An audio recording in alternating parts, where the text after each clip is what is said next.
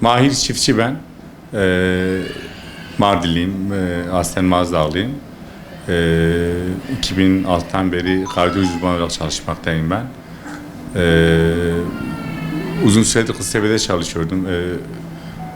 Bu hafta işte Mardin Park Hastanesi'nde çalışmaya başladım. Şimdi kalp krizi yani onlarca yıldır, uzun süredir hem dünyada hem ülkemizde en sık ölüm sebeplerden biri.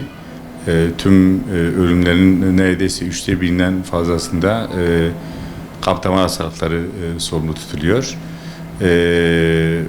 Kış aylarında yani bir tık daha fazla olabiliyor. Soğuk dönemler genel olarak damarlarda hafif spazm yapabildiği için Ocak-Şubat aylarında biraz daha yaygın görülebilmekte. Ana risk faktörlerimiz şunlar, yani sigara, şeker hastalığı, yüksek tansiyon, yüksek kolesterol, obezite ve stresli tipler, hareketsiz, düzenli yürüyüş yapmayan, spor yapmayan hasta grupları. Bunlar arasında bizim en çok önemsediğimiz yani sigara ve şeker hastalığı, kontrolsüz şeker hastalığı. Bunlar bir de 40 yaş üstü bu risk faktörleri eklenince hasta yani orta ve yüksek riskli hasta grubuna giriyor. Yani ilk 40 yaştan sonra özellikle sigara özellikle 35 yaştan sonra damarlara çok zararlı. Bizim için hani kritik yaş sınırı 35. 35'ten önce bırakılırsa yani kalp damar sistemi hasarı minimum oluyor. 35'ten sonra bu hasar daha belirgin hale geliyor. Biz özellikle 40-45 yaştan sonra yine bu risk faktörlerinin hani toplamına göre genel öneride bulunmakla birlikte sigara içen hastalara yani 40 yaştan sonra bir arada muayene olmalarını öneriyoruz. Yani sık oluyor. Evet, şimdi biz sık karşılaşıyoruz. Aslında biraz yani güncel olarak mesela sosyal medya, iletişim bunlar çok yaygın, rutin kullanıldığı için daha fazla gündeme geliyor. Öyle düşünüyorum. Yoksa böyle hani bilimsel veri olarak çok arttığını da düşünmüyoruz.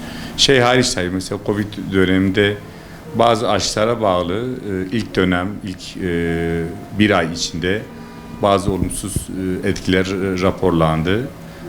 Ama onun dışında genç yaşta ölümler tabii genel olarak kalp krizi olarak tanımlamakta bazen başka kalp hastalıklarından da kaynaklanmakta ve dışarıdaki algı kalp krizi olarak düşünülmekte. Onlar farklı. Hani böyle otopsiyle falan başka hastalıklar çıkabiliyor. Yani bir kere sigara konusunda biraz daha böyle toplumda bence bırakma ile ilgili daha böyle eylemsel, daha böyle güncel kampanyalar yapılmalı.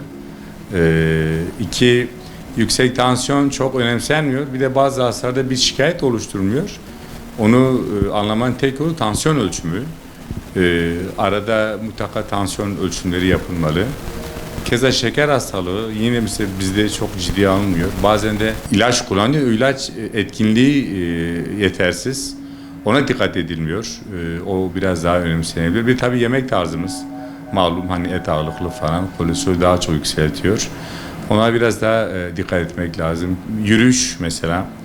Hani minimum günlük 15 dakika hafif tempolu yürüyüş öneriyoruz. Bu konuda da böyle hani farkındalıklar böyle artırılsa iyi olur diye düşünüyoruz. Genel olarak bizim hani sağlık önerileri malum. Kötü alışkanlıklardan uzak durmak lazım. Yemek tarzımızı biraz daha sağlıklı, işte Akdenizli bir diyet olarak tanımlıyoruz. Bu tarz beslenme daha makul, daha sağlıklı. Ve yürüyüş yani en azından günde 15 dakika hafif tempolu yürüyüş yapılsa çok daha iyi olur. Yani göğüs ağrısıyla geliyor bizim hastalar. Yine tansiyon yükselme hatayla gelebiliyorlar.